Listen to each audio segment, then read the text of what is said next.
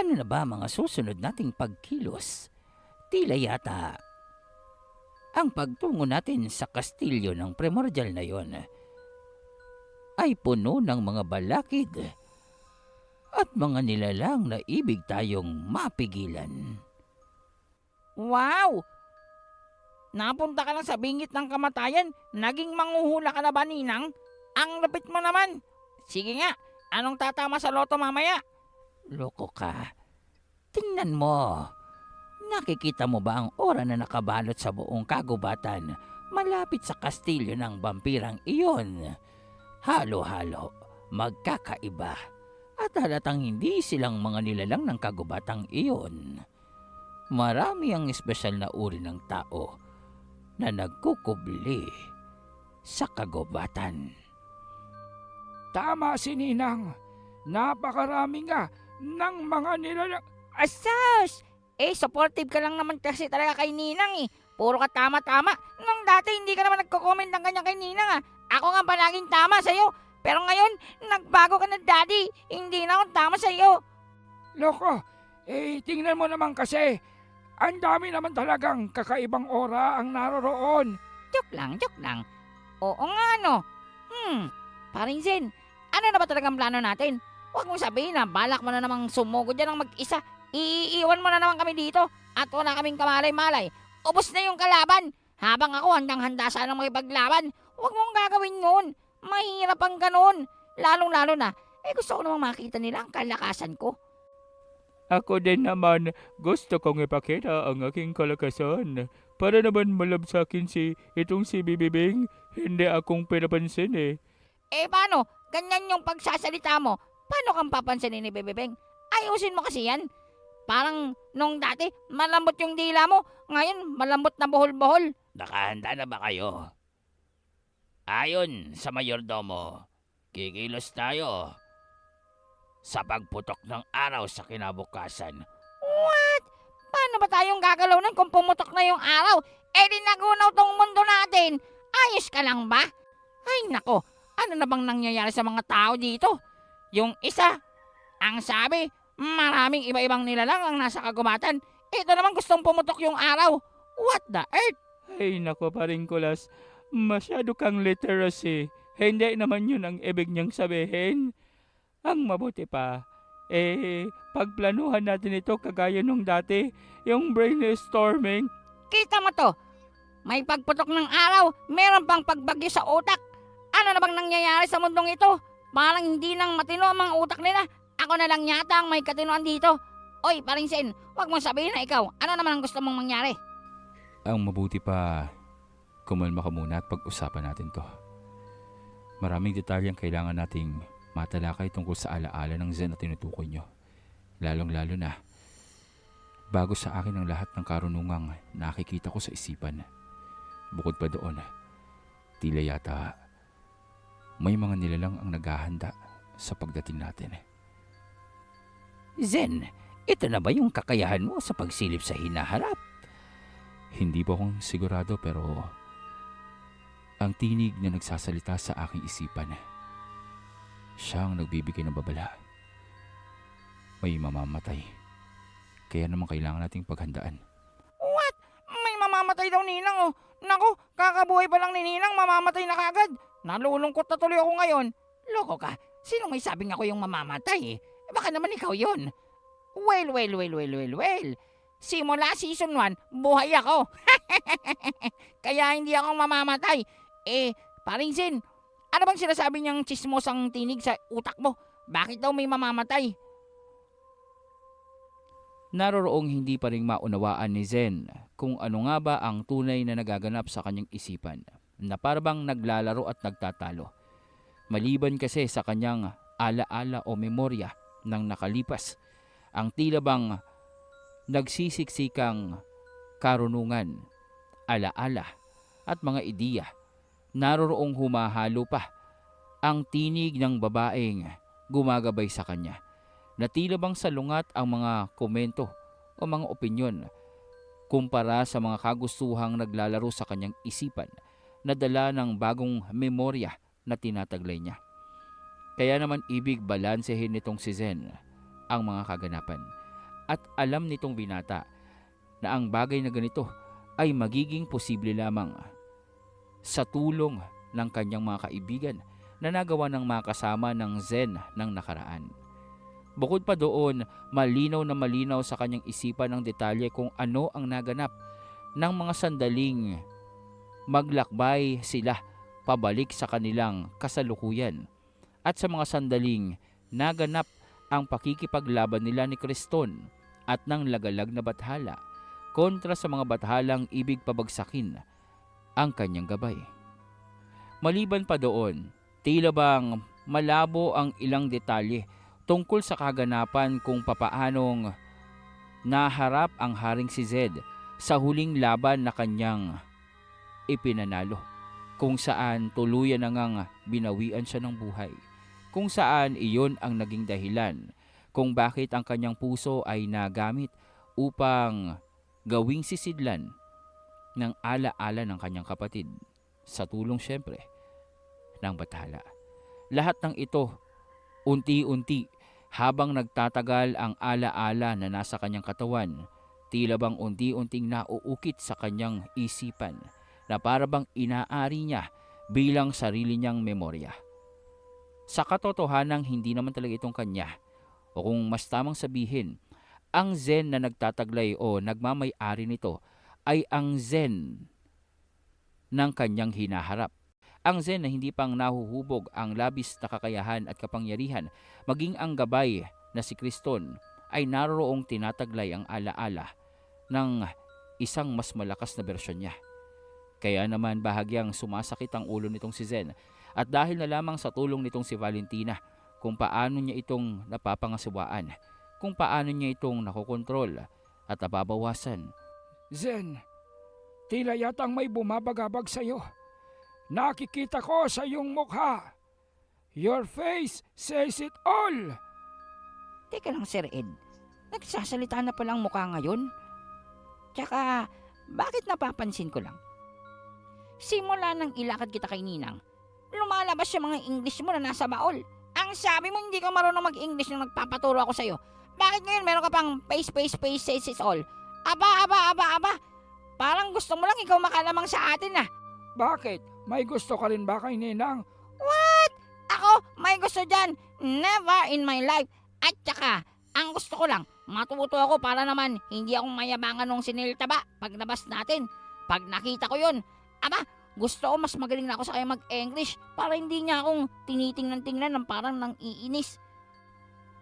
Well, I can teach you some, but not in this time because we are currently in a war. Ang pangit nga lang ng timbre mo. Mas magaling yung timbre ka sa pag-i-English. Teka nga paring Zen, ano ba yung nakapaloob sa alaala nung Zen na naiwan namin doon sa kaharian ni Haring Zed? Ano ba talagang nangyari nung oras na nagtungo kami sa paglalakbay pabalik dito? Bakit bang bigla na lang nagsilitawan yung mga batala? At saka, paanong naipasok ni Zyro yung alaala mo sa mutya? Tsaka, paanong namatay si Haring Zed? Sino pumatay sa kanya? Paano siyang natalo? Hindi ba malakas siya? Tsaka may mga katulong pa nga sa doon eh. Teka lang naman, napakarami naman ang katanungan mo. Hayaan nating maisa-isa ang lahat ng detalyeng ito. Bakit hindi ko na lamang ibahagi sa inyo? Ibig mong sabihin, kaya mong gawin yon, share mo sa aming hisipan yung mga nangyari doon? Tama ka. Sa tingin ko yung magagawa ko yun. Sa tulong na rin ni Valentina. Tinitigan ng binata itong si Valentina na matatandaan na may kakayahan o may kapangyarihang kagaya sa hipnotismo at pagkontrol ng isipan. Ang isa pang katangian at kapangyarihan ng primordial na ito ay ang pag-uugnay ng mga isipan. Sa madaling sabi, imbes nang ipaliwanag o ikwento nitong si Zen, paunti-unti ang mga kaganapang naganap nang maiwan siya sa panahon nitong si Haring Zed. Balak subukan nitong si Zen na mula sa kanyang isipan, sa tulong ni Valentina sa pagkokonekta sa kanilang mga isipan, ay makita ng kanyang mga kasamahan kung ano ang eksaktong naganap, kung papaanong napatay ang hari at kung papaanong napaslang si Zen sa laban sa pagitan ng mga bathala at ng mga antingero. Mga giliw kong kaswang, bago nating ituloy ang ating kwento, sana ay mapindot natin ang like at subscribe button kung hindi ka pang nakapag-subscribe. At huwag kaligtaan, dating gawi po tayo, mag-iwan ng komento sa ating kwento. Ang inyong like, pag-subscribe at pag-comment ay nakakatulong po sa ating munting channel upang mas mairekomenda ito ni YouTube sa mas marami pang tagapakinig ng ganitong uri ng mga kwento. Yun lamang po at dumako na tayo sa ating istorya. Kakaiba ito. You mean to say, you will connect our mind and our vision to yourself para maintindihan namin kung anong ibig sabihin ng mga naganap? Teka lang, Sir Ed. Bakit kasama ka pa? Hindi ba't naiiwan ka naman doon? Oh, bakit sasali ka pa sa pagkakwento nitong si Paring Zen? Dapat nga ikaw nagkakwento sa amin kasi ikaw yung naglakbay papunta dito at inabilinan ng hari. Pero tandaan nyo, inihabilin sa akin ng hari ang mga bagay na gagawin ko bago pa siyang mamatay. Ibig sabihin, hindi kong alam kung sinong mga nakalaban niya. Mahalagang bahagi ito. It's crucial para mas magtagumpay tayo sa ating pakikipaglaban upang maunawaan natin kung sino-sino ba ang kinakaharap nating mga kalaban dito at upang maunawaan natin kung ano ang dahilan at bakit isinakripisyo ng batahalang si Zyro ang kanyang buhay para sa alaala at kapangyarihan ni Zen. Well. May point ka naman doon. Kaya lang, nahihilo pa din ako sa mga kwento mo eh. Kasi isipin mo to, ang sabi mo, inihiwalay yung isipan at yung kapangyarihan ni Paring Zen sa dalawang sisidlan. Pero, ang sabi mo, hindi ba yung isa ginamit yung puso ni Haring Zed? O tapos, anong ibig mong sabihin? Oh, ibig sabihin, dahil alam mo na yon, di ba patay na si Haring Zed nung bago kang maglakbay dito? Bakit ngayon sinasabi mong hindi pa siyang patay nung umalis ka doon? Aba naman, Sir Ed, mukhang may glitch dyan sa kwento mo ah. Sigurado ka bang sinasabi mo sa amin ang lahat ng mga nalalaman mo? O baka namang may tinatago ka? Loko-loko, yung ikinuwento ko sa inyo galing sa mga libro. Tandaan nyo, naglakbay ako at atrasado ako ng maraming taon sa pagbabalik dito. Nang mangyari yon, agad akong nagsaliksik. Kinalap ko ang lahat ng mga impormasyon tungkol sa mga naganap sa Haring si Zed dahil ayon sa kanya, pipilitin niya na mag-iwan ng mga detalye, impormasyon sa mga nasusulat o nailimbag na mga libro ng kasaysayan para ito ay malaman ko. Isang mensahe na kung sakasakaling magloko ang kaganapan sa kanyang panahon ay mabibigyan niya ako ng abiso at malalaman ko kung ano ba talaga ang dapat gawin. Alam mo ba kung ganong kahirap yon? Halos maubos na ang buko sa ulo para lamang aralin yon pagkatapos magbibintangan mo ko ngayon. Kalma na. Tinatanong lang naman kita.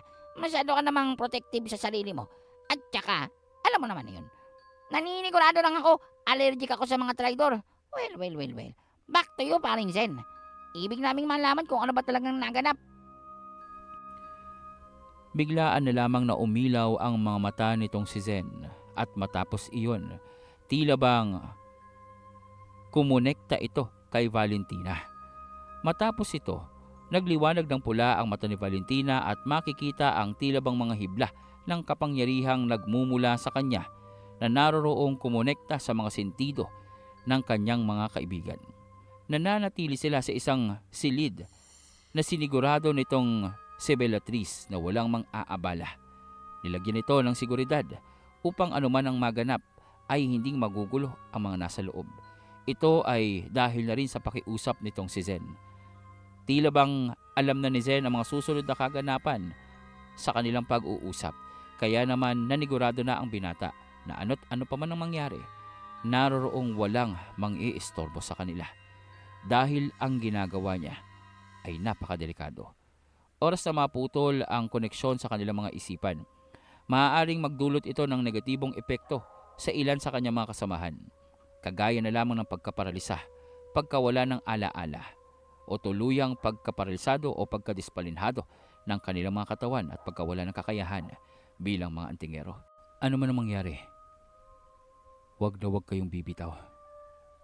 Ano man ang maganap, huwag na huwag niyong hahayaan na magkahiwa-hiwalay tayo. At doon nga ay tila bang nilamon silang lahat ng kadiliman. Para bang pakiramdam nila, ang mga utak nila ay naroroong hinigop patungo sa isang napakalalim na balon na walang katapusan. Patuloy ang pag-ikot hanggang sa makarinig na lamang sila ng mga pagsabog.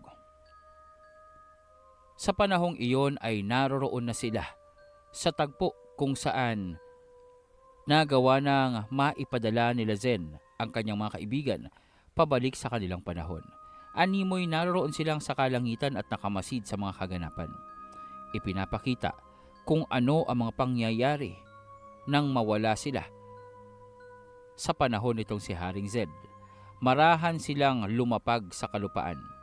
Para bang kasama nila ang mga naroroon pero para bang hindi silang nakikita ng mga ito. Naroroon lamang silang nagmamasid sa mga labanan. Makikita sa kalangitan ang tila bang mga naglalakihang kamay na hinahawi ang realidad. Ang kalangitan ay nagbubukas at naroroon lumabas ang 5 bathala. Kasabay nito, ng aktong tatamaan na sana si Zen na mga sandatang nagmula sa mga bathalang ito, lumitaw ang isang napakadilim na presensya sa harapan ni Zen at naroroong makikita ang napakalaking kalasag na hawak-hawak ng isang mandirigma. Ang tunay na katauhan at katawan nitong si Kriston. Isang pambihirang mandirigma na nakabalot sa itim na baluti. Sinlaki ito ng mga bathalang naroroon. Ngunit ang kaibahan lamang, tila bang ang kanyang aura at presensya ay mas nakalalamang kumpara sa 5 ito. Kasama si Zen, kasama ang Haring si Zed, naroroong hinarap nila ang mga bathala. Zen, humanda ka. Naririto silang lahat upang paslangin ka, upang burahin ka sa kasaysayan ng mundong ito at upang sirain ang balanse ng takbo ng kwento ng iyong buhay at ng lahat ng mga apektadong tao at nilalang ng iyong paglalakbay. Kapag naganap ito, magugunaw ang mundong pinangangalagaan ko. Masisira ang mundong ipinagkatiwala sa akin ng kataas-taasan. Tutulungan kita sa abot ng aking makakaya, subalit walang katiyakan na mabubuhay tayo pagkatapos nito. Hindi nang mahalaga sa akin yun. Kailangan ko lamang malaman na magiging ligtas ang lahat. May kaparaanan ba upang kahit nang matalo ko dito ay hindi mabubura ang aking mga kasamahan? Hindi mababago ang alaala nila at hindi masisira ang mundong pinagmula namin. Huwag kang mag-alala, Zen, dahil may kaparaanan ukol dyan. Ang mga bathala ay may kakayahan upang ipreserba ang kapangyarihan at alaala maging ang espiritu ng isang nilalang na mas mababa sa kanila. Huwag kang mag-alala, Zen. Naririto ako. Tutulungan kita. Hindi kong hahayaan na maglaho ng tuluyan ang alaala mo at kapangyarihan mo. Gagawin namin ang lahat upang kung sakali man na matalo tayo dito, mananatili ang alaala mo at ang iyong kapangyarihan upang sa tinakdang oras kapag natagpuan na ito ng iyong katauhan sa nagdaan. Upang sa takdang oras kapag natagpuan na ito ng iyong katauhan sa hinaharap, magagawang buo ka ulit. Magagawang mabuong muli ang iyong pagkatao. Baby Zen, huwag kang mag-alala. Tutulong din ako. Naririto ako para sa iyo kahit pang mamatay ako. Maraming salamat sa inyo at pasensya ka na, Crisanta. Naiwan ka pa dito. Sa hindi sinasadyang pagkakataon, dapat ay kasama na si Crisanta sa paglalakbay pabalik sa kanilang panahon. Subalit nang makita nito na naroroong sinasalakay si Zen, tumalon nito papalabas sa bilog upang kumapit sa binata. Sa madaling sabi, naiwan itong si Crisanta kasama ng batahalang si Zyro upang ipagtanggol at kampihan itong si Zen upang tulungan siya sa pakikipaglaban sa mga bathala. Na ang tanging sadya sa pagkakataong iyon ay ang tuluyan siyang burahin ang kanyang alaala, memorya, kapangyarihan at ang pisikal na kanyuan. Pagkakataon nga naman. At naririto pa pala, ang itim na bathalang si Criston. Napakarami mo ng atraso sa amin. Napakarami na ng sinuway mong batas sa ating dimensyon. At ngayon, mukha yatang ipagtatanggol mo pa ang antingerong yan. Ang antingerong ito ay nagmula sa mundong aking pinangangalagaan. Pananagutan ko ang kanilang pangkat. Lalong-lalo na ang binatang ito. Kaya sino man sa inyo ay walang karapatan upang saktan siya. Dadaan kayong lahat sa akin bago niyo itong magawa. Dadaan lang naman pala. Gusto mo durugin ka pa namin. Criston, tandaan mo, nag-iisa ka lamang at 5 kami. Maliban pa doon, wala ka sa iyong dome. Ang panahong ito ay hindi pang umiiral sa sakop ng iyong teritoryo. Ang panahong ito ay naganap na bago pa ang pagbibigay sa iyo ng karapatan ng kataas-taasan. Sa mga kaganapan, kahit pang ibig tumulong nitong sila Kulas dahil sa nakikita nila na nalalagay sa alanganin itong si Zen, ngunit wala silang magagawa. Tanging pagmamasid, panonood, iyon lamang ang kanilang kakayahan. Hindi silang maaaring makialam sa labanang ito dahil ang labanang ito ay nakalipas na, naganap na. Hindi silang lubusang naglakbay patungo sa nakaraan, bagkus ang kanilang isipan ay pinapanood lamang ang mga naiwang alaala sa isipan nitong si Zen. Maya-maya pa ay tuluyan nang nakababa ang 5 bathala. Kasabay nito, nagpalit ng mga anyo ang mga ito, alinsunod na rin sa batas ng kanilang mga kapangyarihan. Naroroong nagpalit sila ng anyo patungo na rin sa katauhang kagaya ng mga antingero. Animoy mga ordinaryong tao. Ang kaibahan nga lang, ang kanilang mga ora, ang kanilang mga pakpak, at ang kanilang mga baluti. Ibang-iba kumpara sa mga nakaharap nitong si Zen. Bawat isa dito, nagtataglay ng kapangyarihang kayang wasakin ang sandaigdigan. Ngunit dahil na rin sa pangangalaga at proteksyon nitong si Criston, hindi itong nagiging posible. Hanggat umiiral si Criston, hanggat may lakas ito, hanggat naroroon ito at nakikipaglaban sa kanila, walang magagawa sino man sa kanila upang pakialaman itong si Zen. Ngunit pinaghandaan ito ng mga bathala, lalong-lalo na ng bathalang si Uno. Dahil batid naman ng lahat, si Uno ang isa sa pinakamahigpit na kalaban nitong si Criston. Ang bathalang nagnanais na maagaw ang karapatan tungo dito sa daigdig na pinanghahawakan ng bathala. Ang karapatan upang kontrolin ang lahat ng mga nilalang sa 5 dimensyon na nakapaloob dito, kabilang na ang dimensyon ng mga tao.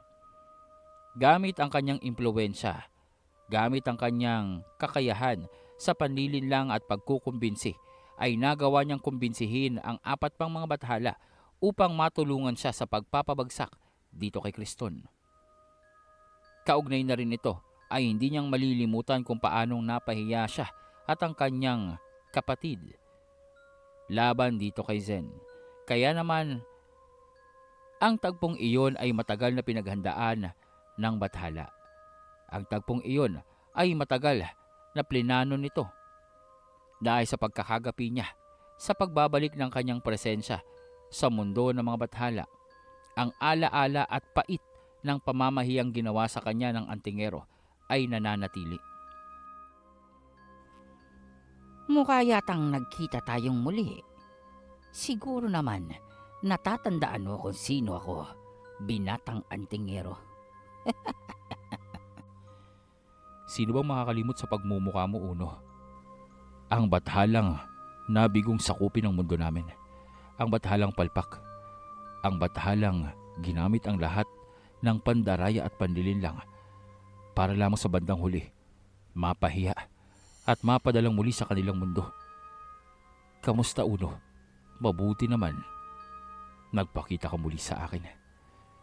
At tila yatang hindi nagbago. Ang talas ng dila mo. Mayabang ka pa rin.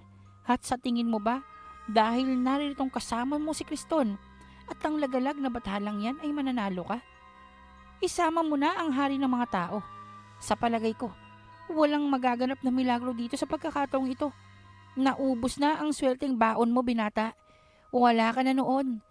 Tanging pagkasira na lamang ng mundong pinagmulan mo at ang pagkabura mo sa alaala ng lahat ang mangyayari.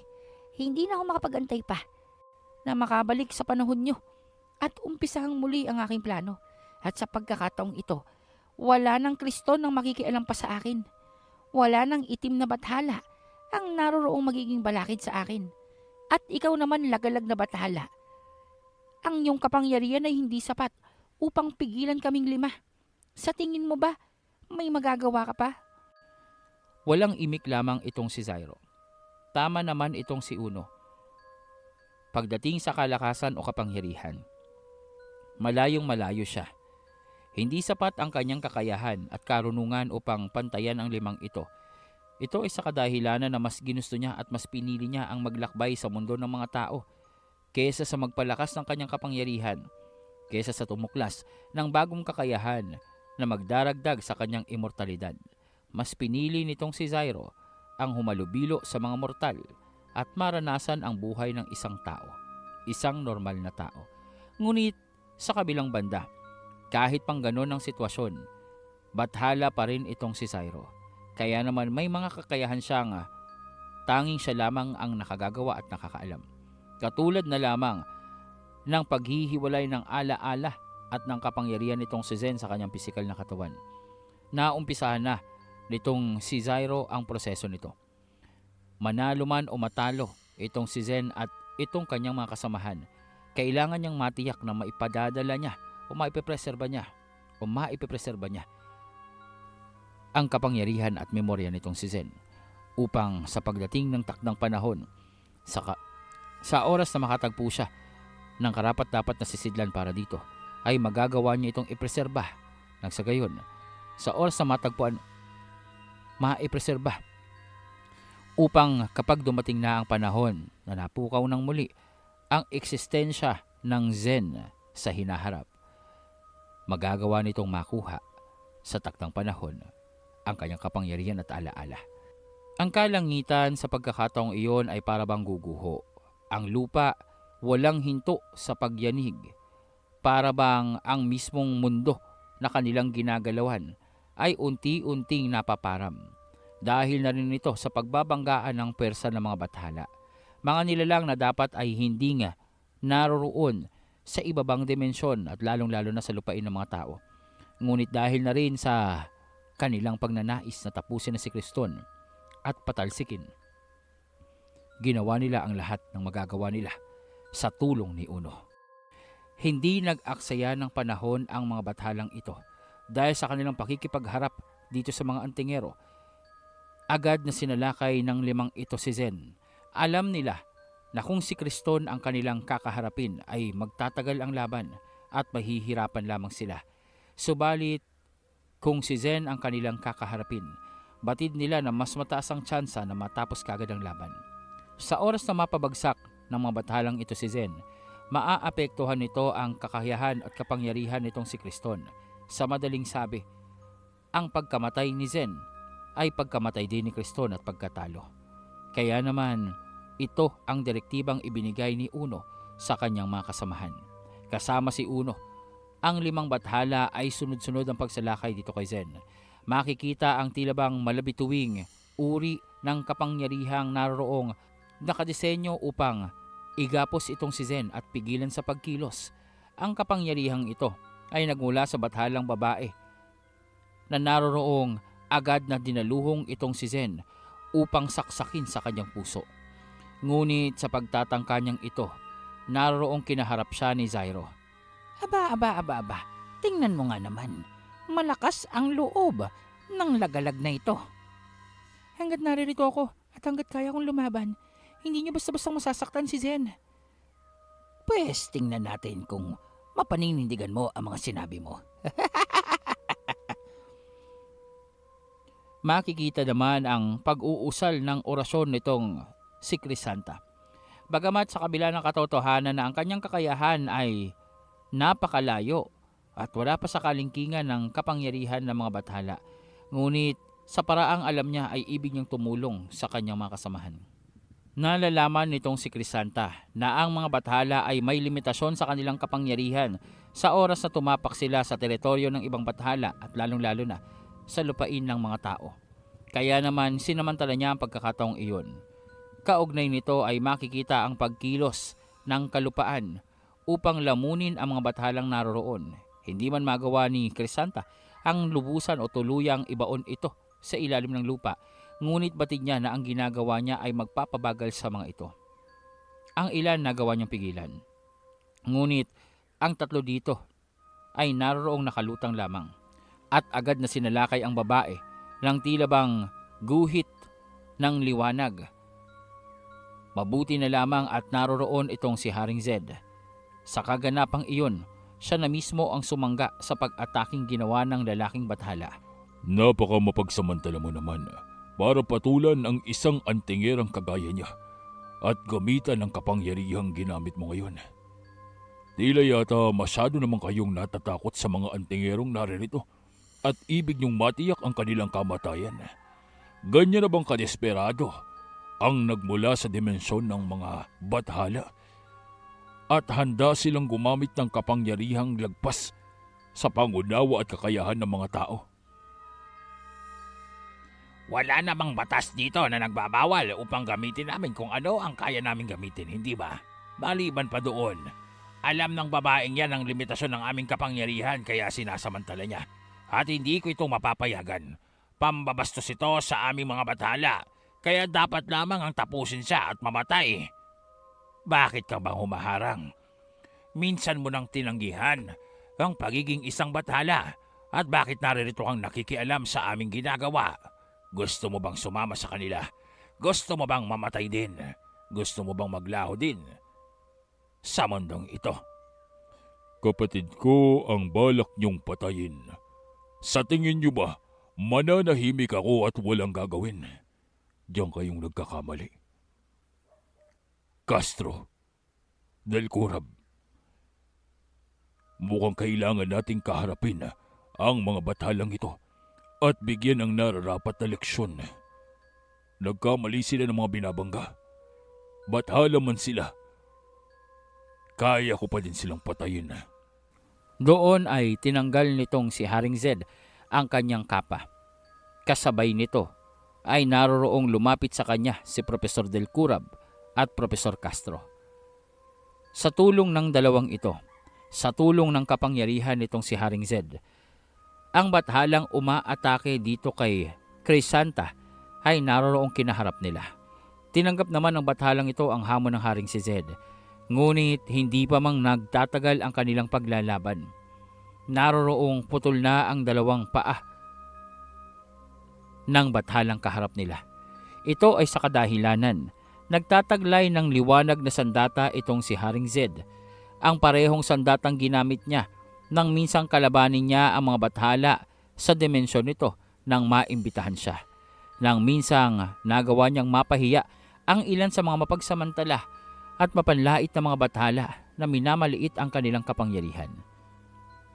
Naroroong humandusay sa lupa ang bathala at saka una-unahang pagkakataon maging itong si Profesor Del Curab at itong si Profesor Castro ay naroroong namangha na ang isang hari ng mga tao ay kayang pumaslang at totoo ang mga usap-usapan tungkol sa katawagan nitong si Haring Zed, ang mamamaslang ng mga bathala.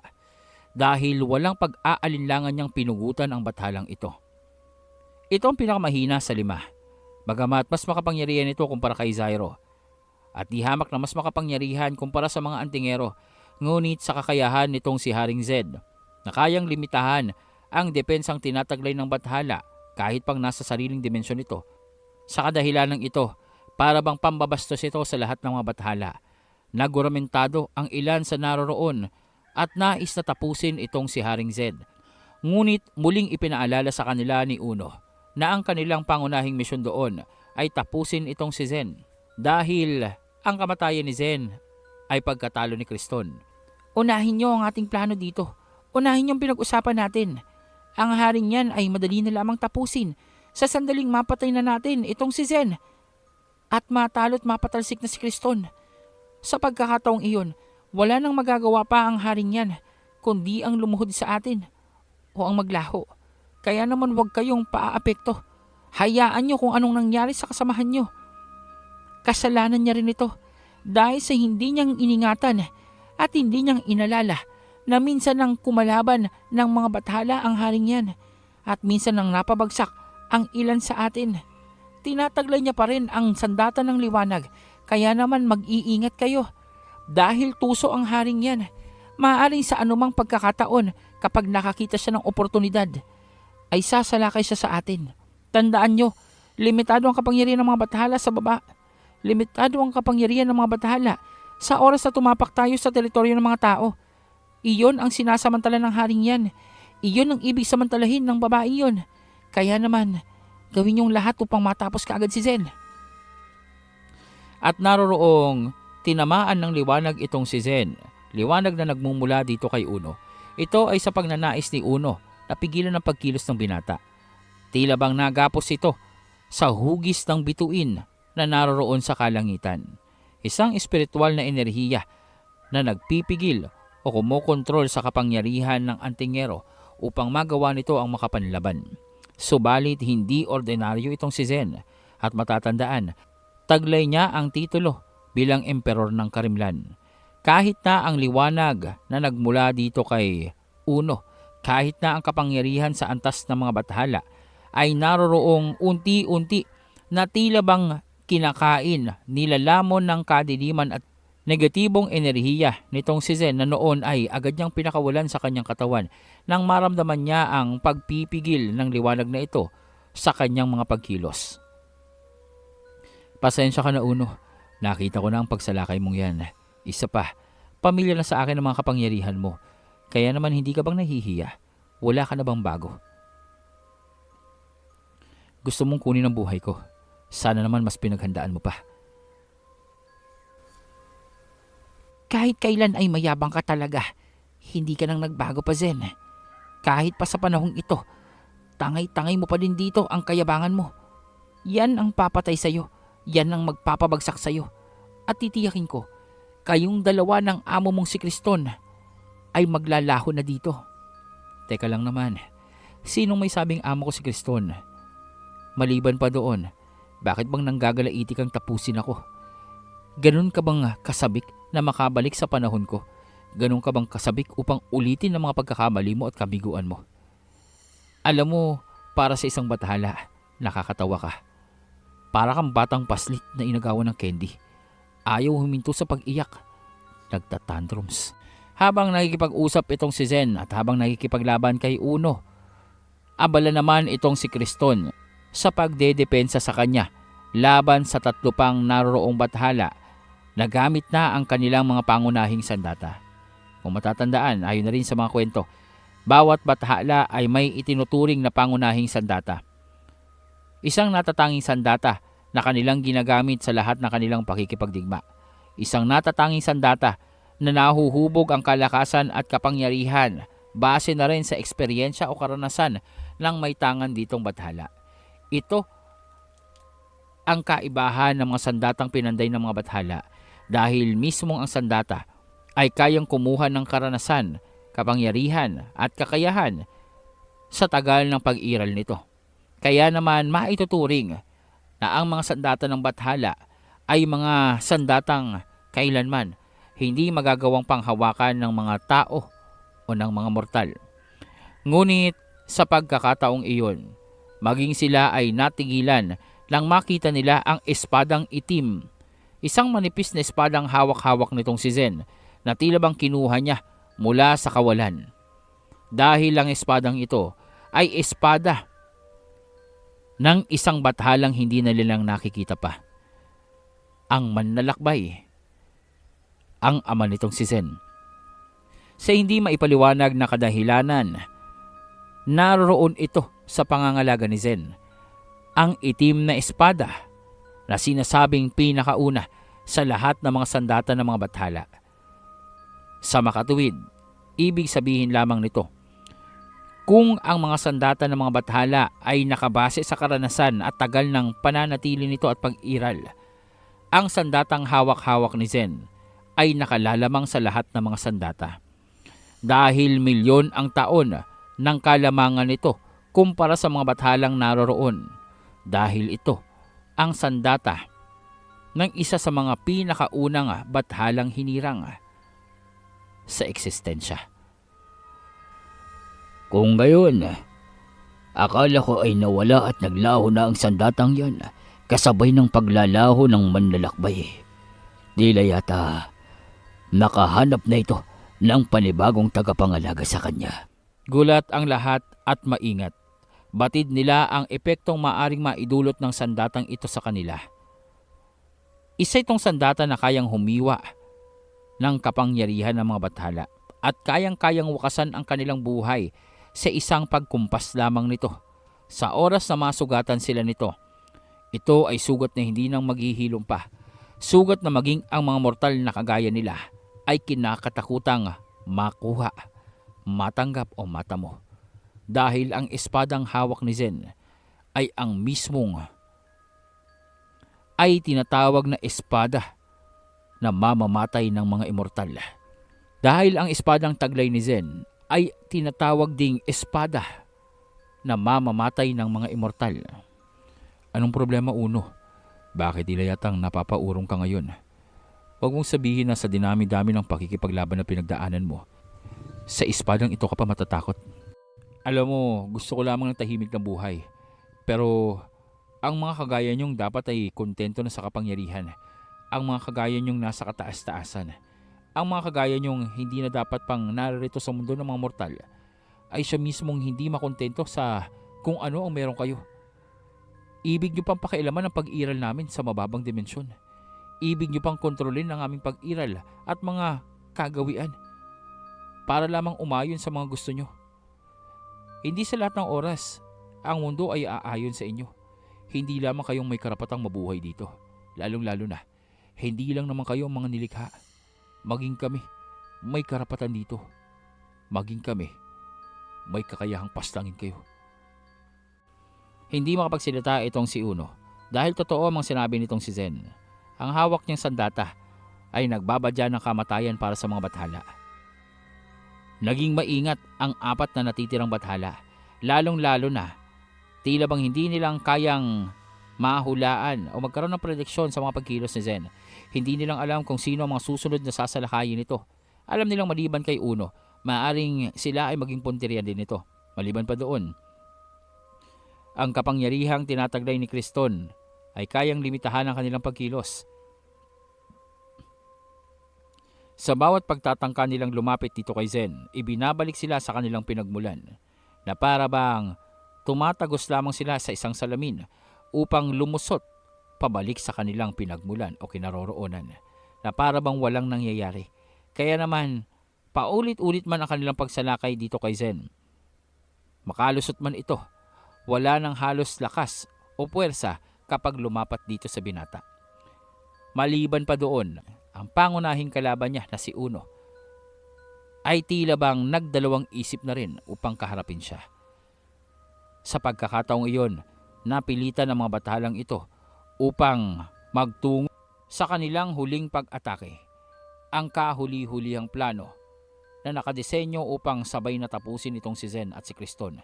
Ngunit sa pag-uumpisa pa lamang ng kanilang proseso sa pagtawag sa kapangyarihang ito, nagawa na itong agad na maramdaman nitong si Kriston, dahilan upang mula sa kanyang anyo bilang tila bang mandirigmang tao na balot ng itim na baluti Tila bang kumalat ito sa hangin at naging isang maitim na usok.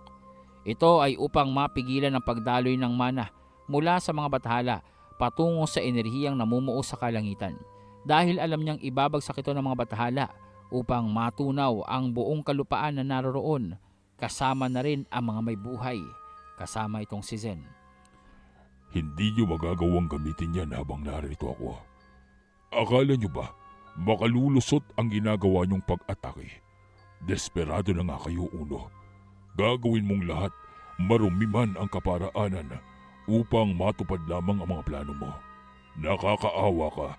Hindi nang nakapagtataka kung papaanong natalo ka ng paulit-ulit. Dahil ang iyong mga pagkilos, ang iyong mga plano, ay mga hilaw na plano.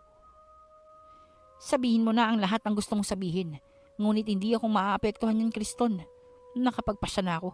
Buburahin ko kayo kasama ng antingerong yan. Matatapos ang buhay nyo. Mawawala ka sa karapatan. At huhubugin kong muli ang daigdig na binabantayan mo. Huhubugin kong muli ang mga nilalang na pinangangasiwaan mo. At makikita mo, mas magiging maganda ito. Mas magiging magaling akong namumuno. Alam nyo, kung yan lang naman si Uno magiging bathala ng mundo natin, aba mag-i-evacuate na lang ako sa ibang mundo. Ang pangit niya oh, tsaka ang pangit niyang mamalakad. Puro katraydoran ang nalalaman. Hay, sana naman manalo dito si Paring Zen. Ano ka ba? Nakaligtaan niyo yata. Ang pangyayaring ito ay naganap na. Hindi ba? Napuksa nga dito si Zen. Nagawa lamang mailigtas ang kanyang memorya at kapangyarihan. Kaya naman, hindi nang mababago pa ang kasaysayang ito. Naririto lamang tayo upang lubusang maunawaan ang mga kaganapan at upang lubusang maunawaan kung may pagkakataon, malaman kung nasaan ang sisidlan ng kapangyarihan ni Zen.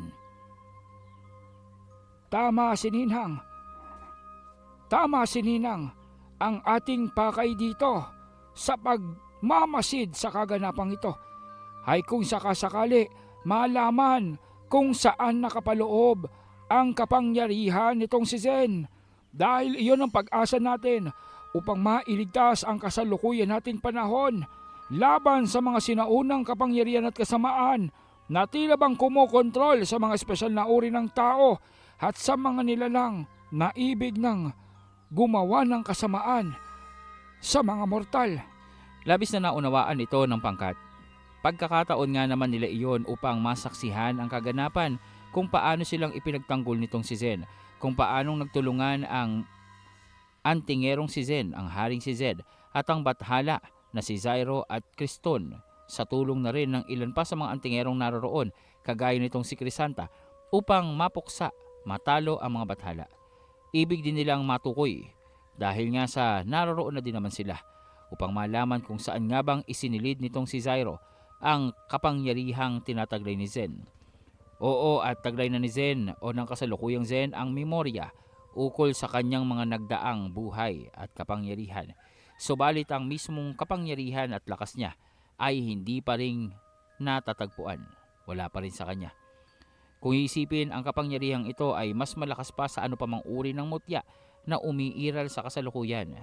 Dahil kung iisipin na lamang kung gaanong kalakas ang Zen na lumaban sa napakaraming nilikha maging sa mga bathala. Tunay ngang ang kapangyarihan nito at kung ano man ang sisidlang kinalalagyan nito ay walang katumbas na halaga sa kasalukuyan. Ngunit ang nakikita nila ay labanang tila bang patungo sa pagkasawi ng kanilang mga kasamahan. Ngunit bakit? At kahit nang napakahirap na panoorin ito, kahit pang ibig nila nalampasan na lamang ito o laktawan, wala silang magagawa at sama-samang mararamdaman at mararanasan ang pasakit na dulot ng mga kalaban. Sa isang iglap, lahat ay nakatuon na ang puwersa dito kay Zen. Sa mga sumunod na kaganapan, nakatuon ang konsentrasyon ng kapangyarihan ng mga bathala dito kay Zen. Mula sa kalangitan, mula sa kaitaasan, mga liwanag na tila bang mga haliging bumabagsak upang tamaan ang binata. Naroon naman na ipinagsasanggalang siya nitong si Kriston, ngunit maging ang kapangyarihan ng dalawang bathala ay hindi sumasapat sa tila bang pinaghandaan nitong mga bathalang pag-atake. Gamit pa ang mga sandatang hindi kanila. Bukod sa kanilang mga sandata, tila bang nanghiram sila o gumamit sila ng mga kagamitan at relika at mga armas na hindi nabibilang sa kanilang koleksyon. Mga sandata ng ilan pang bathala na sapilitan nilang kinuha upang magamit sa pagpuksa sa kanilang kaaway. Sa kalagitnaan ng tensyong ito, sa pag-aakala nitong si Uno ng kanilang pagtatagumpay, makikita ang kagitingan at kalinawan ng isipan ng Zen na kumakalaban sa kanila. Sa paglikha nito ng mga portal kung saan dumaloy ang kapangyarihan ng mga bathala. At kapag nakay naroong tumama sa kanilang apat, ang persang inipon nila, ang konsentrasyon ng kanilang mana, naroong sila din mismo ang napinsala. Tumilapon ang mga bathala, maging itong si Uno ay hindi na iwasan ang sorpresang pag-ataking ginawa nitong si Zen. Hindi itong kanyang kapangyarihan, tila bang inilihis niya lamang sa kanila ang persang dapat ay dudurog sa kanila at sa halip, ibinwelta niya ito sa mga may likha nito. Labis ang pinsalang naidulot nito sa mga bathala. Maliban na lamang sa pisikal na pinsala, ay ang emosyonal o ang kahihiyang naroroong natanggap nila. Alam ng mga bathalang ito na maliban sa kanila, ang ilan sa mga bathala sa kanilang dimensyon ay nanonood sa labanang iyon. Alam ng mga bathala ang kanilang plano na pagpapatalsik kay Kriston, bagamat hindi itong nakipagkaisa sa kanila. Ngunit batid ng mga bathalang ito, lahat ng mga mata ng naiwan nilang kauri ay naroong binabantayan at nag-aantay sa resulta ng kanilang magiging laban. Kabiguan, kapag kabiguan ang natamo nitong sila Uno, mawawala na sila ng karapatan sa kanilang dimensyon dahil unang-una na, pagtatraidor sa kanilang lahi ang ginawa nila. Kung magagawa nilang magtagumpay, magkakaroon sila ng panibagong kapangyarihan at makakakuha ng respeto mula sa ilan pang naroroon sa kanilang lugar. Dahil si Kriston ay isa sa pinakamakapangyarihang bathala at ang matalo ang isang kagaya ni Kriston ay karangalan ng isang mandirigma. Karangalan ng iba pang bathala. Subalit tila yatang mahirap o mahihirapan silang makamit ito, lalong-lalo na sa mga katuwang nitong si Kriston. Ultimong itong si Crisanta, bagamat kamuntikan ng mapas lang ng bathala, hindi huminto sa pagtulong niya sa maliliit na kaparaanan at bagay. Todo ang kanyang pagpapahilom at pagpapanumbalik ng lakas sa katawan nitong si Zen. Ginagamit niya ang sarili niyang buhay at kalakasan upang ilipat ito kay Zen, upang kahit papaano madagdagan niya ang kalakasan ng kanyang sinisinta at mas tumagal pa ito sa laban. Zen, gawin mong lahat para mapabagsak sila. Mga wala silang awa, mga wala silang kwentang bathala. Ang mga kagaya nila ay hindi na dapat pang binibigyan ng karapatan upang matawag na bathala. Sige lang, baby Zen, suportado kita kahit pang buhay ko ang maging kahulugan nito. Maraming salamat sa iyo, Crisanta. At maraming salamat sa inyong lahat. Zyro, malaki ang utang namin sa iyo. Hindi mo nang kailangan gawin pa ito pero naririto ka at ginagawa to. Pangako, hindi akong basta-bastang magpapatalo sa mga bathalang yan. Dapat lang na huwag kang magpatalo. Tandaan mo, nag-aantay pa sa iyo ang mga kaibigan mo sa kabilang ibayo. Hindi nang maaari pang magtagal ito. Kailangan na nating tapusin ang binata. Habang tumatagal, nakakabisa niya ang ating mga kapangyarihan at nagagawa niya itong kontrahin. Hindi maglalaon, tiyak ko may pinaplano din niyang si Kriston. Kapag nagkataon, baka mabaliktad pa ang resulta ng labang ito. Kaya bago pang mangyari yun, tapusin na natin sila. Oras na, tawagin niyo na ang paghatol. Ang paghatol, ang katangian at ang paghatol, isang kakayahan ng isang bathala na para bang maihahalin tulad dito kay Fred ang mga krus ng paghatol na ginagamit nito. Ngunit ang kaibahan lamang, mas mataas ang antas ng paghatol ng mga bathala. na kayang saklawin maging ang mahatan. Maliban pa doon, hindi nangangailangan ng mga krus na figura ang mga batalang ito upang magamit ang kakayahan sa paghatol, dahil liwanag lamang mula sa kalangitan ang kailangan nila upang ipatama sa kanilang punteriya. Magagawa na nitong patigilin ang panahon, oras at realidad sa paligid ng kanilang biktima. Sa makatuwid sa oras sa tamaan si Zen ng liwanag ng paghatol, hindi na siyang iiral pa, mapupugnaw, mawawasak at maglalaho. Doon ay agad siyang inabisuhan nitong si Kriston. Nakikilala din nitong si Zen ang liwanag na nagmumula sa kalangitan. Kaya naman sa kanyang kapangyarihan at makakaya ay naroroong itinaas niya ang depensa nitong si Zen upang magawang kontrahin ang liwanag ng paghatol. Isa sa kapangyarihan nitong si Zen ay ang tila bang ibalik o ibuelta ang mga pag-ataking ginagawa sa kanya ng kanyang mga kalaban. Gayun din ang epekto nito sa mga taong ibig niyang lapatan ng kanyang kapangyarihan. Ang epektong ito ay maaaring magamit din sa liwanag ng paghatol ng mga bathala, ngunit hindi itong maibabalik sa mga bathala. Ang kaya lamang niyang gawin sa pagkakataong iyon ay ang sanggain ang liwanag ng paghatol at wasakin ito sa ere. Ngunit tila bang hindi na kinailangan nitong si Haring Zed. Dahil nga sa napansin ito ni Zen at agad na pumasok sa kanyang portal ng teleportasyon upang magtungo sa likuran ng mga bathala. Kasabay nito ay ang paglabas ng kanyang talim, ang espada na pumapaslang ng mga immortal. Sa isang iglap, ang bathalang nasa pinakagilid ay naroroong nagawa niyang mapinsala. Bagamat hindi niya itong agad na napatay, nang dahil nga sa nang tamaan ito sa likuran at magtamo ng seryosong sugat. Tila bang may nagliwanag na bahagi ng kalangitan na tumama dito at agad siyang kinuha papabalik sa kanilang dimensyon. Sa pagkakataong iyon at dahilan sa nangyaring iyon, nagawang makaligtas ng bathalang ito sa tiyak na kamatayan sa kamay ng isang mortal na antingero. Kaugnay pa nito, dahil sa 3 na lamang ang naroroon, wala nang nagawa pa itong si Uno, kundi ang gamitin ang kanyang natitirang alas. Pinasabog niya ang kanyang sarili, dahil sa alam niyang kayang-kaya naman siyang buhayin muli ng kanyang mga kakilala, kasundo, kaibigan at mga tagasunod. Kayang-kaya niyang muling bumalik sa pagkabathala kahit pang pasabugin niya ang kanyang sarili upang mawasak ang lahat ng naroroon kasama niya.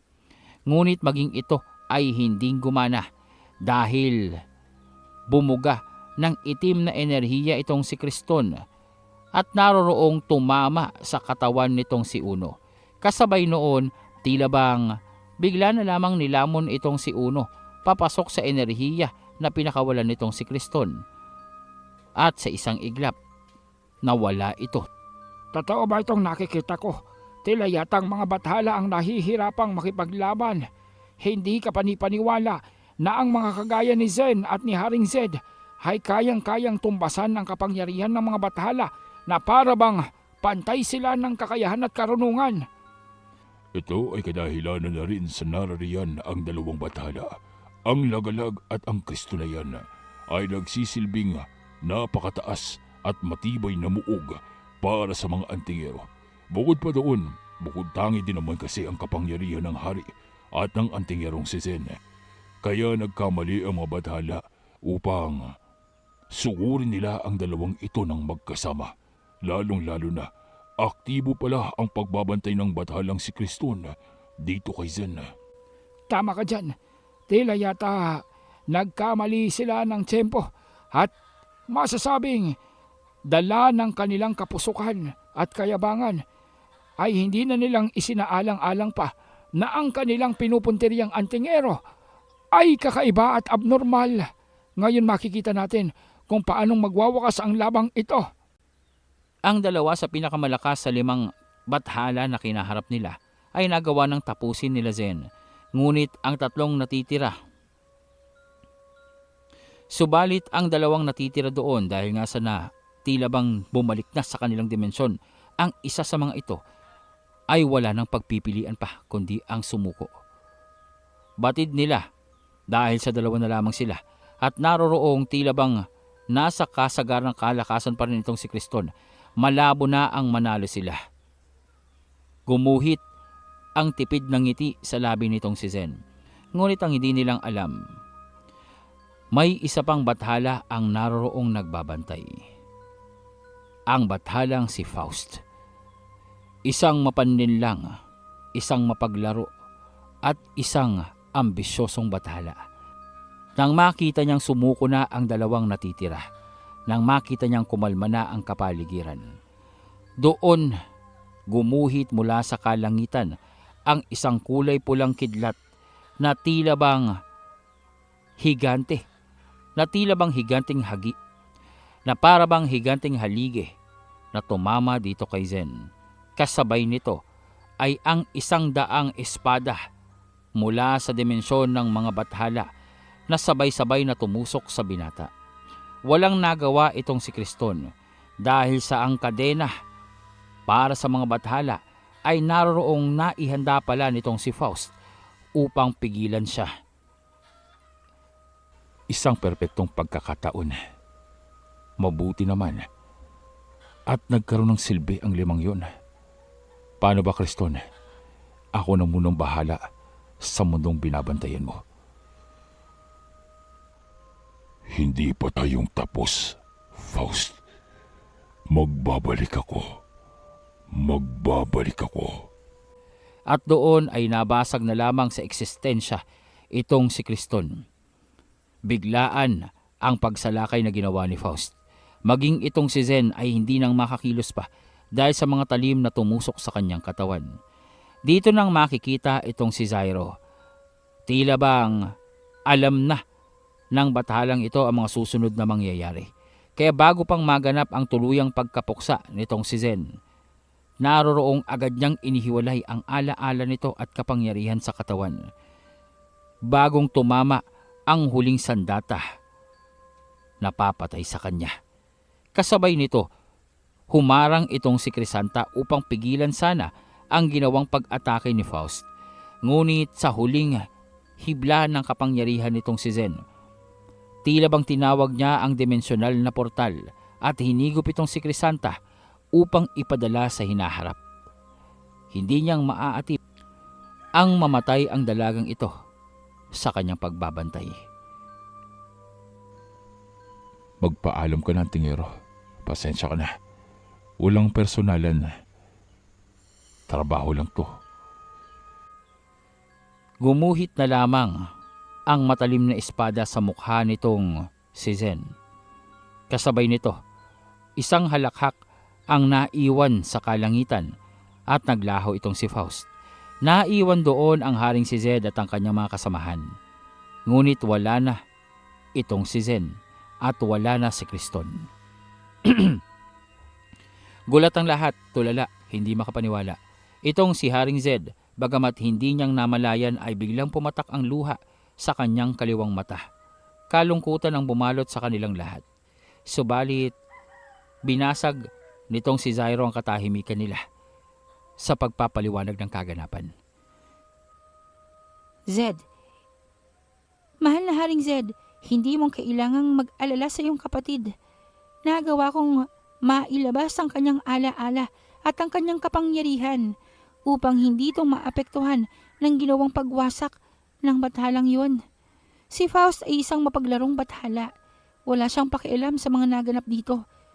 Ang katotohanan ng nakita niya ng nawasak si Criston at si Zen ay naging sapat na sa kanya. Kaya umasa kayo, hindi na muling magbabalik pa ang bathalang yun.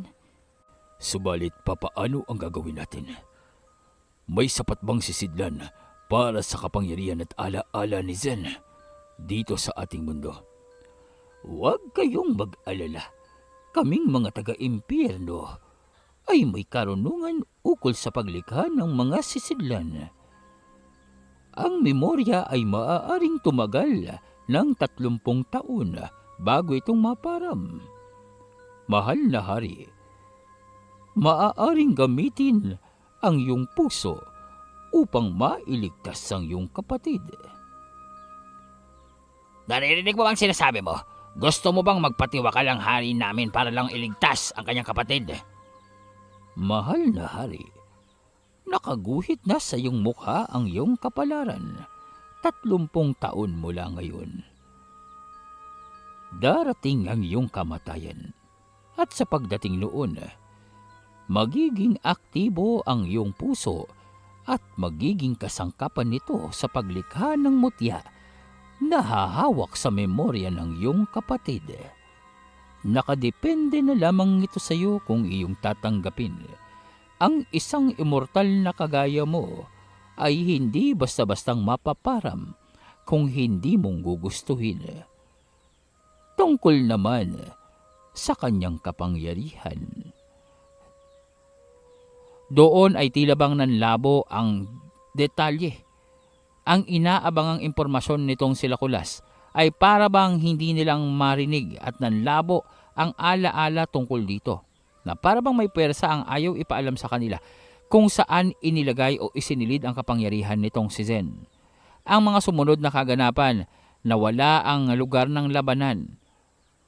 Naroroong bigla na lamang ay tila bang naglakbay sila ng maraming taon sa hinaharap hanggang sa sumapit ang panahong itinakda ng mga tagapagbantay ng impyerno. Ang panahon at labanan kung saan hinulaan na magiging huling laban ng Haring si Zed at magiging kanyang kamatayan. At doon, makikita ang isang nilalang na kinakaharap nito. Isang madilim na nilalang na purong kapangyarihan.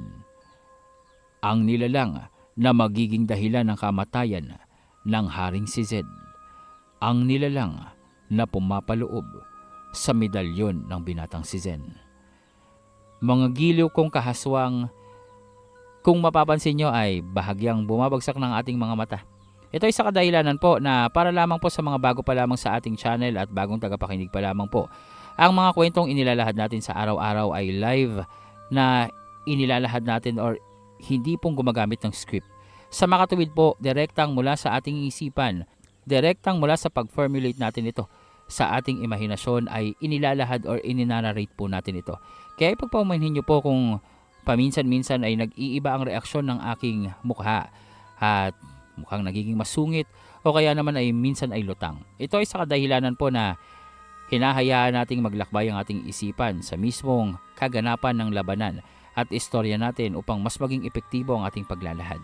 Again po, ito ay sa kadahilanan lamang po na hindi po tayong gumagamit ng anumang script o babasahin o linya o kung anumang tinatawag na kodigo upang ilahad ang istoryang ito. Simula sa umpisa hanggang sa magtapos ang ating kwento, tanging isipan lamang po natin ang ginagap. Simula sa umpisa hanggang sa magtapos ang kwentong ito, direkta po ito sa ating imahinasyon. Sa kadahilanan ito, mas mabilis pong mapagod ang ating isipan. Pero, let's look into the bright side. Dahil din dito ay mas nakatitipid tayo ng oras. Dahil nga po sa one-man team po tayo dito, kailangan nating maging efficient sa bawat hakbang na ginagawa natin. So, in-eliminate na po natin itong writing part ng ating story na ginagawa natin before upang mas madali nating magawa ang istorya at mailahad kaagad ito sa araw-araw. Kaya naman po sana ay nagustuhan nyo ang baliktanaw natin sa alaala. Unang part ng baliktanaw natin sa alaala ng nakalipas o nangyari dito kay Zen at kay Haring Zed. Asahan nyo po na sa susunod na upload natin, weekend, Sabado, ay ang pagpapatuloy po ang second part ng ating baliktanaw at pagbibigay ng buong detalye kung papaanong namatay si Zen na natunghayan nyo na po, kung papaanong naisalin ang kanyang alaala at ang kanyang kapangyarihan, at kung papaanong namatay itong si Haring Zed na matutunghayan natin sa kinabukasan. Ipapakilala na rin po natin dito ang nilalang na nakalaban ni Haring Zed at nagawa niyang paslangin na naroroong naikulong sa medalyong taglay-taglay ni Zen at kung papaano bang ang medalyong ito ay napunta sa ating bidang binata. Lahat ng yan po ay alinsunod na rin po sa kahilingan ng ilan sa ating mga tagapakinig upang mas lalong maunawaan nila ang detalye kung bakit nga bang itong si Haring Zed ay kailanman hindi na maaring buhayin pang muli. Napakagandang isipin sana kung bubuhayin si Haring Zed sa panahon nila Zen sapagkat napakalaking tulong niya sa pagpuksa sa mga espesyal na uri ng tao na pinamumunuan ni Zatan. Subalit, sa kwento natin bukas ay ipapaunawa natin at ilalahad natin ang detalye kung bakit at dapat ay hindi na siyang muli pang buhayin. Yun lamang po sa araw na ito. Huwag pong kaligtaan na mag-iwan ng like, comment at pag-subscribe sa ating kwento. Nang sa gayon ay matulungan niyo po ang ating munting channel upang mas makilala pa sa larangan ng pagnanarrate at paglalahad ng mga horror series na kagaya nito. Sa muli po, ito ang inyong narrator na si Sir Mar ng Proyekto Aswang. Magandang gabi po sa inyong lahat at mag-iingat tayo.